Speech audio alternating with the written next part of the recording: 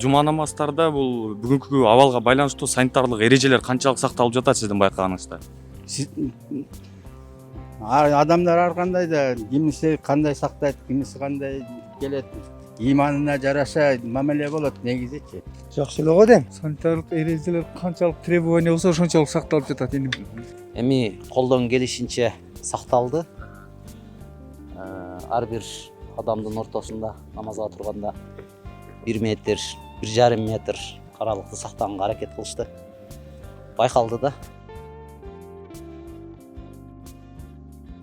Биз акырында келгендигибиз үчүн эме болду. Көп деле байкаган жокпуз. Менин оюмча санитарлык эрежелер так эле сакталды окшойт. Эреже билбейм мен. Канчалык деңгээлде катталды. Эми пайдама болду. Жакшы эле сакталды санитарлык абал. Баары эле жакшы, баары жайында. Бүт баарын карашып өздөрү намаздын эмесинде тартибинде жакшы сакташты. Киргендиктерди текшерип атат, Киргенде текшерип, ар бирибиздин теплоизолятор менен текшерип атат, еще колубузду жанагындай кылып атабыз. Güzel, баары жакшы. Тартиптерин сактап турушат, биякта киребиштечи. Жанагы немелерин сейп.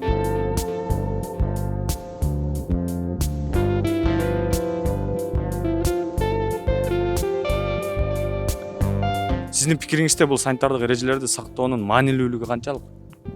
Мааниси аябай чоң. Эмне дегенде азыр ушундай учурда COVID-19да каралыш керек санитардык абал. Кандай кылбасак өзүбүздүк эмес, бирок адамдарга да зыян келтириши мүмкүн. Зарыл дейм. Маанилүүлүгү чоң. Бул эреже керек. Саламаттык сактоо министрлигинин санитардык талаптары, муну сакташыбыз керек баарыбыз. Канчалык деңгээлде зарылдыгын билбейм го, эми бардык жерде кайсы жерде болбосун, үйдө, мамлекетте бар жерде тартип болуш керек. Эми бул элибизге маанилүү эле нерсе, элге. Өзүбүз сактасак өзүбүзгө эле жакшы да. Мисалы үчүн сактабай койсок, мечиттер жабылып калышы мүмкүн. Бул нерсе бул элге эле зыян тиет да. Бул эрежелер бизге ушул өзүбүз сактансагынан Алла Таала сактайт да. Ошол маанилүүлүгү ошол ар ким айтылгандан кийин ошол эрежени бузбаган аракет кылышыбыз керек. Мечиттерге намаз окуганга уруксат берилгенине кубанычыңыз канчалык бөлүшүп кетсеңиз? Өтө чоң. Эми, конечно, биз кубанычтабыз, жакшы болду мына баарыбыз. Намаз окуп эми Алланын бул бир койгон бизге мусулмандын эмеси, мындай бир парыздарынын бири. Кубанычтабыз. Эми уруксат берилгенине эң негизгиси биринчи Кудайга шүгүр. Аябай сүйүндүм эмне дегенде биринчиден мурункудай жума намазды үйдө окуй албаган, мечитте окуй албаганыбыз үчүн кыйынчылык биринчиден жамаат менен окусаң, канчалык намаз көп окусаң жамаатка ошончолук соо аласың деген сөз бар. Ошон үчүн мечит ачык турганы жакшы, үйдө окуганда караганда. Мечиттер ачылганы жакшы болду, мындай намаз окуп турасың.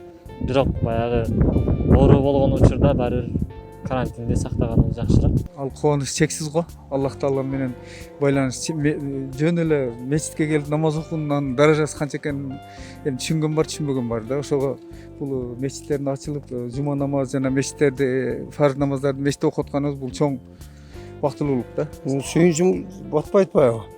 Анда жыйынтыгында сизден бир кыска калима алсак, Ашхаду ан ла илаха иллаллах, ашхаду анна Мухаммадан абдуху ва расулуллах. Эми Аллах Таала ар бир мусулманга ушундай келмени берген. Ла илаха иллаллах Мухаммадун расулуллах деген.